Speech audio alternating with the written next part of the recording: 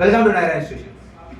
Naira institution యొక్క address ఎక్కడ అంటే బెంగళూరు రోడ్, అపోజిట్ బాలాజీ నరసింహం, హిందూపురం. ఈరోజు మనం తెలుసుకోబోయేది ఏంటంటే ఇంగ్లీష్ గ్రామర్ ఎక్స్ప్లెనేషన్. మనం రీసెంట్గా 10th వాళ్ళు చేసినటువంటి ప్రీ ఫైనల్ ఎగ్జామ్లో ఇంగ్లీష్ గ్రామర్ ఏంటి, దాని యొక్క ఎక్స్ప్లెనేషన్ ఏంటి, దాని యొక్క షార్ట్ కట్స్ ఏంటి అని చెప్పేసి ఈరోజు తెలుసుకుంది. ఓకే, ఫస్ట్ గ్రామర్ అండ్ వొకాబులరీలో మనకి 40 మార్క్స్ ఉంటాయమ్మా. దాంట్లో ఫస్ట్ క్వశ్చన్ దేని గురించి ఇస్తారు? Complete the following sentence using who. హూని యూజ్ చేసి ఒక సెంటెన్స్ కంప్లీట్ చేయాలంట. ఆ సెంటెన్స్ ఏంటి? The Indian cricket team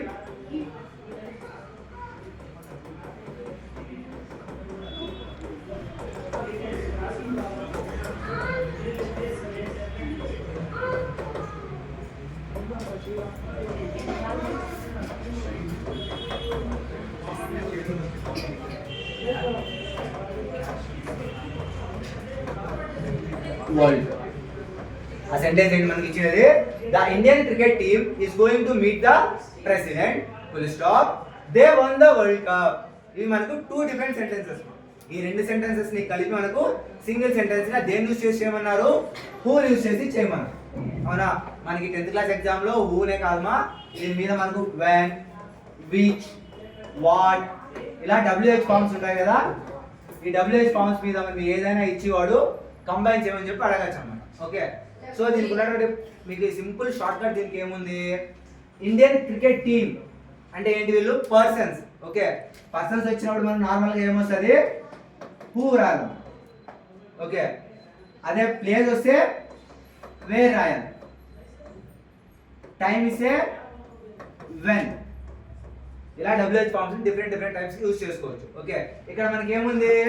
cricket team అంటే పర్సన్స్ కాబట్టి దేన్ని యూజ్ చేయమన్నారు? హూ యూజ్ చేయమన్నారు. అవునా? నెక్స్ట్, ఇది మనం నౌన్ అనుకుంటే, ఓకే, ఇండియన్ క్రికెట్ టీమ్ అనేది నౌన్ అంటే మనం హూని దేంతో రిప్లేస్ చేయాలి అంటే ఈ సెంటెన్స్ లో ఉండే ప్రనౌన్ తో రిప్లేస్ చేయాలి మనం. ఓకే, మన ప్రనౌన్ ఇక్కడ ఎక్కడ ఉంది? They is the pronoun. అవునా? ఇలా ఏ సెంటెన్స్ లో అయినా సరే ఒక నౌన్ ఉండి ఒక ప్రనౌన్ ఉంటే మనం దేన్ని రిప్లేస్ చేయాలి? ఓన్లీ ప్రనౌన్ ని మాత్రమే రిప్లేస్ చేయాలి. ప్రనౌన్ ని రిప్లేస్ చేసి మనం ఏం రాయాలి? ఇక్కడ హూ రాయాలి. ఓకే, ఇప్పుడు ఇక్కడ దే రిప్లేస్ చేసి హూ రాస్తే ఏమొస్తుంది? The Indian cricket team is going to meet the president who one the world cup. World మా. నెక్స్ట్ సెకండ్ పాసివ్ వాయిస్ ఇచ్చారు. క్వశ్చన్ ఏంటి? లెన్కో wrote a letter to God. మనం ఎప్పుడైనా యాక్టివ్ వాయిస్ ప్యాసివ్ వాయిస్ చేసినప్పుడు ఏం తెలుసుకోవాలమ్మా? First వీటిలో subject ఏది, verb ఏది, ఆబ్జెక్ట్ ఏది ఐడెంటిఫై చేయాలి. ఓకే, దీనిలో సబ్జెక్ట్ ఏది అంటే లెన్కో. ఓకే, ఈ సబ్జెక్ట్ చేసే వర్క్ ఏంటి? అది వర్క్ అవుతుంది. ఏం చేస్తున్నాడు? రోడ్. ఇది వర్క్ అవుతుంది. ఓకే, బట్ వర్బ్ అనేది రోడ్ అంటే ఏ ఫామ్ లో ఉంది? V1 ఉందా, V2 ఉందా, V3 ఉందా? V2 లో ఉంది. V2. నెక్స్ట్ ఏం రాస్తున్నాడు అనేది మనకి ఆబ్జెక్ట్ అవుతుంది. దేన్ని రాస్తున్నాడు? లెటర్ రాస్తున్నాడు. కాబట్టి ఇది ఏమవుతుంది? ఆబ్జెక్ట్. ఓకే, మీకు టెన్సెస్ చెప్పేటప్పుడు చెప్పాను మా,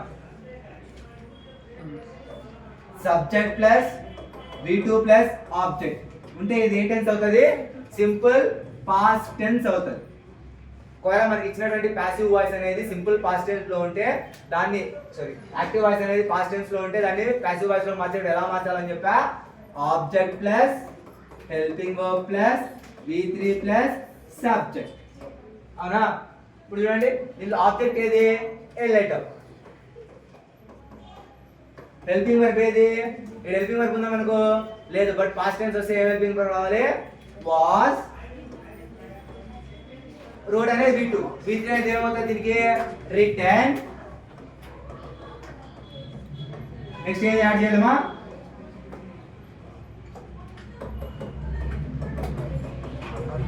బై ప్లస్ సబ్జెక్ట్. సబ్జెక్ట్ ఏంటి? లెన్. ఇలా యాక్టివ్ వాయిస్ పాసివ్ వాయిస్ అనేది ఏ టెన్స్ లో ఇచ్చినా దాన్ని ఎగ్జాక్ట్ గా కరెక్ట్ గా ఎలా మార్చాలి అని చెప్పేసి మేము ప్రతి ఒక్క టెన్స్ కి ఒక్కొక్క స్ట్రక్చరల్ ఫార్ములా ఇచ్చాము ఇక్కడ Naira institutions. Okay, next reported speech. ఈ రిపోర్టెడ్ స్పీచ్ ని ఏమంటారు? ఇండైరెక్ట్ స్పీచ్ అని కూడా అనొచ్చు.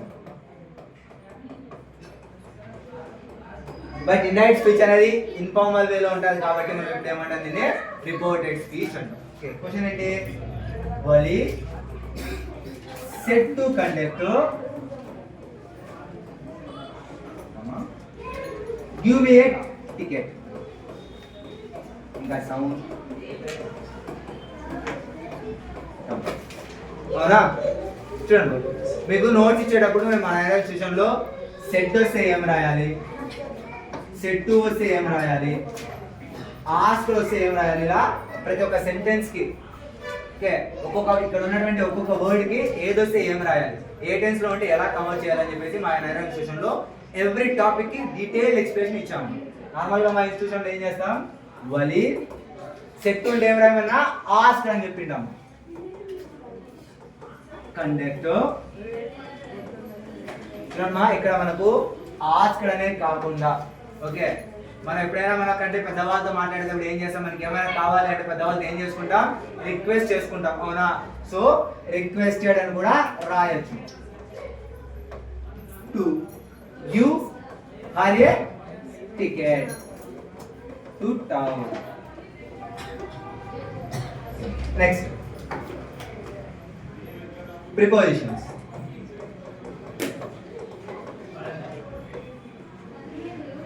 It was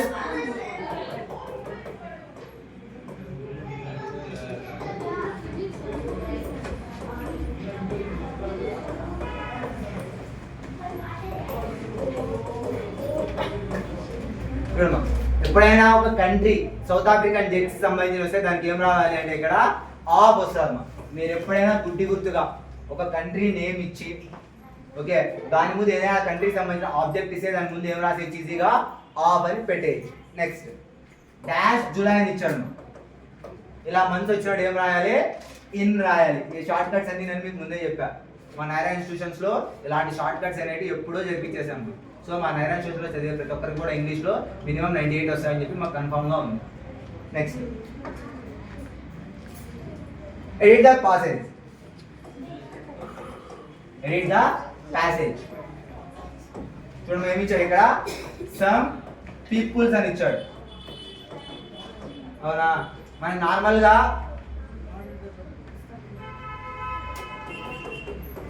పీపుల్ అనేది డైరెక్ట్ మనకి ప్లూరల్ వర్డ్ ఏమో అవునా.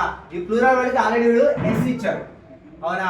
ప్లూరల్ మనం ఎక్కడైనా ఎస్ యూజ్ చేసుకుంటామా, చేయకూడదు కదా, రాంగ్ కదా. సో పీపుల్ అనేది ఇక్కడ రైట్ ఆన్సర్.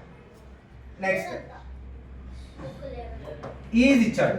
పీపుల్ అనేది మనం ప్లూరల్ అయినప్పుడు హెల్పింగ్ వర్బ్ సింగులర్ రావాలా ప్లూరల్ రావాలా, ప్లూరల్ రావాలి కదా. ఈజ్ అనేది సింగులర్ హెల్పింగ్ వర్బ్ కాబట్టి ఇక్కడ ఏమొస్తుంది are. Next road.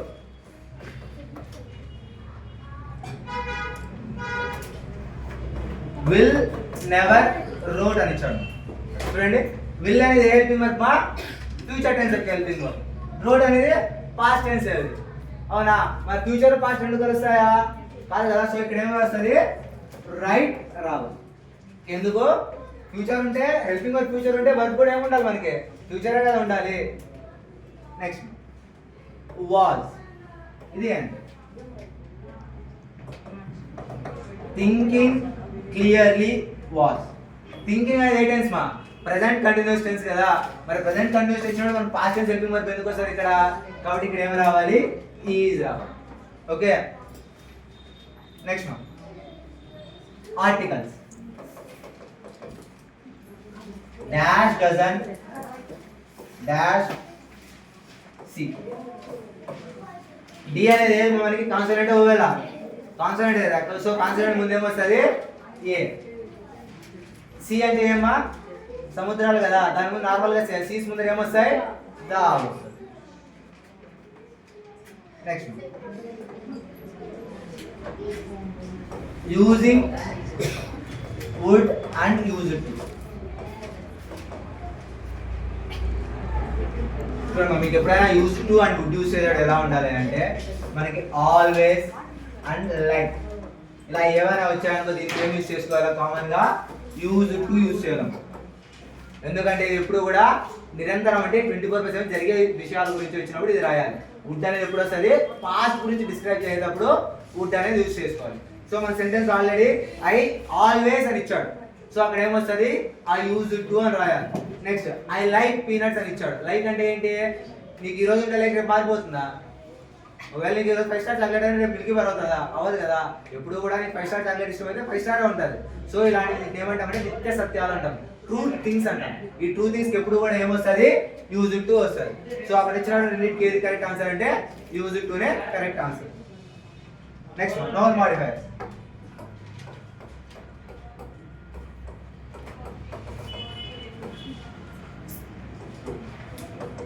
The pilot saw dark clouds.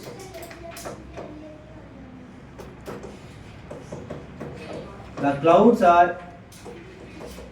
stormy and dangerous. Pilot దేన్ని చూసాడంట, క్లౌడ్స్, డార్క్ క్లౌడ్స్ చూస్తున్నాడు. అవునా? నెక్స్ట్ ఆ క్లౌడ్స్ యొక్క క్యారెక్టర్ ఇస్తున్నాడు. అవునా? ఒక క్లౌడ్ గురించి ఇచ్చి వాటి యొక్క క్యారెక్టర్ సెపరేట్ ఇస్తున్నాడు కదా. నౌన్ మాడిఫైయర్స్ ఏం చేస్తాయంటే ఈ క్యారెక్టర్స్ అన్నిటిని కలిపి ఆ నేమ్ ని నౌన్ రాసేదాన్ని నౌన్ మాడిఫైయర్స్ అంటాం. సో దీనికి ఏమొస్తుంది, the pilot saw dark stormy and dangerous clouds. ఇక్కడ ఏం చేశాం నౌన్ మాడిఫైయర్స్ లో, జస్ట్ ఆ నౌన్ యొక్క క్యారెక్టర్స్ అన్నిటిని కలిపి రాసేసాం అంతే. నౌన్ మాడిఫైయర్స్ అన్ని కూడా అంతేనమ్మా. ఏం చేస్తాం, నౌన్ యొక్క క్యారెక్టర్స్ ఇచ్చింటాడు కదా, ఈ క్యారెక్టర్స్ అన్నిటిని ఒకే లైన్ లో వెంటనే రాసేస్తాం. వాటిని నౌన్ మాడిఫైయర్స్ అంటాం. Next the tiger is moving in the cage. The cage is narrow. దీంట్లో నౌన్ ఏదమ్మా, మనం నౌన్ మాడిఫైయర్స్ రాయాలంటే ఫస్ట్ మనం ఐడెంటిఫై చేసిన థింగ్ ఏది అంటే వీటిలో నౌన్ ఏదో కనుక్కోవాలి. నార్మల్గా మనం నౌన్ ఏది అని చూడగానే దీంట్లో మనకు నౌన్ ఏది కనిపిస్తుంది, టైగర్ అనుకుంటాం. అవునా? బట్ ఇక్కడ మనకు ఉన్నటువంటి చిన్న లింక్ ఏంటి అంటే నెక్స్ట్ సెంటెన్స్ దేని గురించి ఉంది, మా కేజ్ గురించి ఉంటుంది. కాబట్టి దీంట్లో నౌన్ ఏమవుతుంది, కేజే నౌన్ అవుతుంది. సో ఏమవుతుంది, కేజే నౌన్ అవుతుంది. ఓకే, సో ఇక్కడ ఏమొస్తుంది, కేజ్ టైగర్ అనేది కేజ్ లో మూవ్ అవుతుందంట. ఆ కేజ్ ఎలా ఉందంట, నారో. నేనేం చెప్పా మీకు, క్యారెక్టర్స్ ని ఒక్క దగ్గర రాయాలి. అవునా? సో ఇక్కడ నౌన్ ఏది, కేజ్ కదా. The tiger is moving in a, character ఏమి ఇచ్చాడు మేడ, నారో అని ఇచ్చాడు. Narrow cage. That's it. Next advice ఇవ్వడం. Next synonyms. సినోనిమ్స్ లో మనకి పారాగ్రాఫ్ అని ఒక పారాగ్రాఫ్ ఇచ్చి దాని యొక్క సినోనిమ్స్ రాయమంటాడు. ఓకే, నార్మల్గా మనకి పబ్లిక్ క్వశ్చన్ పేపర్లో ఈ సినోనిమ్స్ మీద ఏమవుతుందంటే పైన ఒక బాక్స్ ఇస్తారు. దీనిపైన ఒక బాక్స్ ఇస్తారు. ఓకే, అక్కడ ఉంటాయి. బట్ ఈసారి ప్రీవియస్ మిస్టేక్ అని ఉంటుంది, చూద్దాం.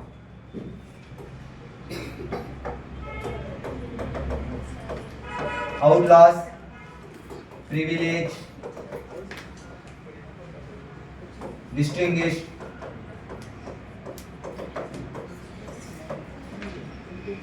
possession.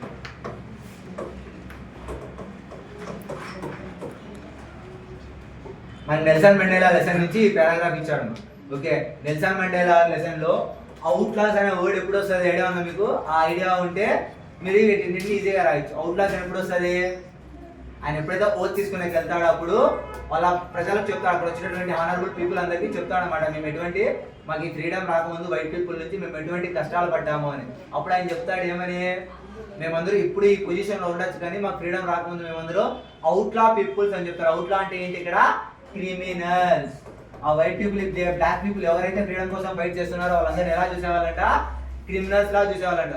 మన ఇండియా కూడా అంతే కదా, బిఫోర్ 1947 ఎవరైతే మన ఇండియన్ కోసం ఫ్రీడమ్ కోసం ట్రై చేస్తున్నారో వాళ్ళందరూ బ్రిటిష్ యొక్క రూల్ ఆపోజిట్ గా తిరుగుతున్నారు. అలా ఎవరైతే ఆ ఒక రూల్ కి, బ్రిటిష్ రూల్ కి ఆపోజిట్ గా, బ్రిటిష్ గవర్నమెంట్ కి ఆపోజిట్ గా తిరుగుతారో వాళ్ళు ఏమంట, క్రిమినల్స్ అనుకునేవాళ్ళు. అవునా? వాళ్ళు ఏం చేస్తున్నారు, వాళ్ళు ఫామ్ చేసినటువంటి లాస్ కి ఆపోజ్ అవుతున్నారు కదా. ఇలా ఒక లాక్ ఆపోజిట్ అవ్వేదాన్ని ఏమంటాం, అవుట్ లా అంటాం. అవునా? లాక్ ఆపోజిట్ అయితే వాళ్ళు ఏమంటాం, క్రిమినల్స్ అనే కదా అంటాం. సో రెండు సినోనిమ్స్. Next privilege. ప్రివిలేజ్ అంటే ఏంటి, హానర్ లేదా రెస్పెక్ట్. ఈ వర్డ్ ఎప్పుడు వస్తుంది, హానర్, ప్రివిలేజ్ అని ఆయన ఓత్ అయిపోయిన తర్వాత అక్కడికి వచ్చినటువంటి వాళ్ళందరికీ రెస్పెక్టబుల్ గా చెప్తారు కదా ఏమని, ఇంతమంది వేరే వేరే కంట్రీస్ యొక్క లీడర్స్ అందరికీ ఇక్కడికి వచ్చారు, వాళ్ళందరికీ ఇక్కడికి రావడం మాకు హానరబుల్ గా ఉంది అని చెప్తారు కదా, అప్పుడు వచ్చేటువంటి వర్డ్ ఇది. ఓకే, డిస్టింగ్విష్ అంటే కామన్ గా మనకు తెలిసిందే, డిఫరెన్షియేట్ బిట్వీన్ అని ఇస్తా అంటారు కదా, ఒకసారి డిస్టింగ్విష్ అని కూడా ఇస్తారు బుక్స్ లో. సో ఇదేమవుతుంది, డిఫరెన్షియేట్ లేదా డిఫరెంట్. Next position. పొజిషన్ అంటే దీనికి మనకి డిఫరెంట్ డిఫరెంట్ వర్డ్స్ వస్తాయి అన్నమాట. దీనికి కంట్రోల్ రావచ్చు, ఓనర్షిప్ కూడా వస్తుంది. ఓకే, అక్కడ మనకి ఇచ్చినటువంటి సిచ్యువేషన్ బేస్ చేసుకునేవి చేంజ్ అయిపోతుంది. Next antonyms. Clearly, believe, completely, love. Normal clearly అంటే మనకి ఆపోజిట్ వర్డ్ ఏంటి, దీని ముందర ఒక ప్రిఫిక్స్ వస్తుంది, దాన్ని యాడ్ చేసి రాసేది ఆపోజిట్ వర్డ్ అయిపోతుంది. బిలీవ్ కూడా అంతే, డిస్బిలీవ్. కంప్లీట్లీ అంటే ఇన్కంప్లీట్లీ. లవింగ్, బట్ దీనికి మాత్రం చేంజ్ వస్తుంది. మనకి సెంటెన్స్ పారాగ్రాఫ్ చదవండి. I have loving parents and 16-year-old sister అని ఇచ్చాడు. లవింగ్ అంటే లవ్ అంటే ఆపోజిట్ వర్డ్ ఏంటి మా, నార్మల్ గా హేట్ వస్తుంది అవునా, బట్ ఇక్కడ హేటింగ్ రాయకూడదు మా, ఎందుకంటే మన ఇంగ్లీష్ లో హేటింగ్ అనే వర్డే లేదు. ఓకే, దీనికి హేటింగ్ రాస్తే తప్పు అవుతుంది మా. ఓకే, లవింగ్ పేరెంట్స్ అంటే ఏంటి, ఎక్కువ కేర్ చూపించే పేరెంట్స్ అని. సో దీనికి ఆపోజిట్ వర్డ్ ఏమొస్తుందో మీరే కింద కామెంట్స్ లో తెలియజేయండి.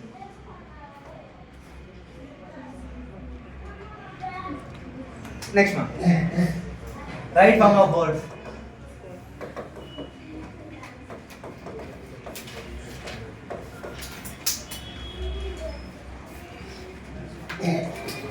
డేస్ పాస్డ్ డాష్, ఇదంతా రాయడం కష్టమా, వినండి. The days passed dash peace comma peaceful comma peacefully. దేంట్లో వస్తుంది మా ఇది, మిస్బిల్లా ఆర్డర్ అనే లెసన్ లో మనకు వస్తుంది అవునా. ఆ లెసన్ లో first maybe I think so 4th or 5th paragraph అనుకుంటా. ఆయన ఎప్పుడైతే ఆయన ఉండే ప్లేస్ నుంచి వేరే వాళ్ళ సొంత ఊరికి వెళ్ళాలని చెప్పి రిటైర్ అవుతాడు, అప్పుడు ఆయన అనుకుంటాడు ఏమని, ఇన్ని రోజులు అంటే నేను ఇంత ఫ్రీగా గడిపేశాను వాకింగ్ అన్ని తీసుకొని వెళ్ళి, బట్ ఇప్పుడు దీన్ని ట్రాన్స్పోర్ట్ చేయడమే నాకు కష్టం అవుతుంది కదా అని చెప్పి సిచ్యువేషన్ వస్తుంది చూడు, ఆ సిచ్యువేషన్ వచ్చినట్టు పారాగ్రాఫ్. ఓకే, ఆ డేస్ అన్ని ఎలా గడిచిపోతే వారికి peacefully. Next at Basra, but I dreaded the prospect of dash. Prospect ఇప్పుడు దేని గురించి ఆలోచిస్తున్నాడు, ఈ ఆటర్ని ఇక్కడ నుంచి బాస్రా నుంచి ఎక్కడికి వాళ్ళ ఓన్ నేటివ్ ప్లేస్ తీసుకెళ్ళాలి అవునా. అంటే ఏం చేయాలా, ట్రాన్స్పోర్ట్ చేయాలి అవునా. ఆ ట్రాన్స్పోర్టేషనే కష్టం అవుతుంది. ట్రాన్స్పోర్టేషన్ అంటే ఏంటి, ఫ్యూచర్ లో జరిగేది చెప్తున్నామ్మా. ఇప్పుడు ఏమంటున్నాడు, ముందుకు ఎలా ట్రాన్స్పోర్ట్ చేయాలో అంటున్నాడు, దాన్ని ఏమంటాం, ట్రాన్స్పోర్టేషన్ అంటాం. ఓకే,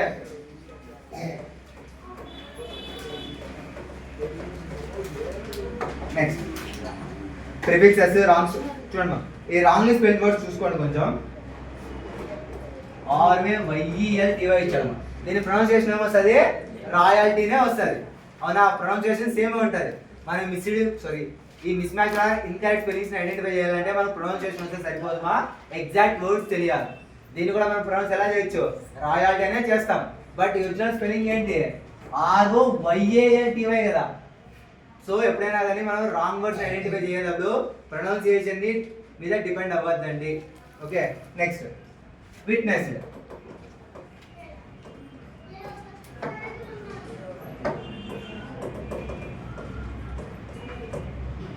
దీని ప్రొనౌన్సియేషన్ కూడా ఏమొస్తుంది, విట్నెస్ గానే వస్తుంది, కానీ మన స్పెల్లింగ్ మిస్టేక్ ఎక్కడ ఉంది, ఇక్కడ WITNESSED రావాలి, డబల్ S ఉండాలి, కానీ ఇక్కడ సింగిల్ S ఉంది అవునా. ఓకే, థ్యాంక్ యూ మా.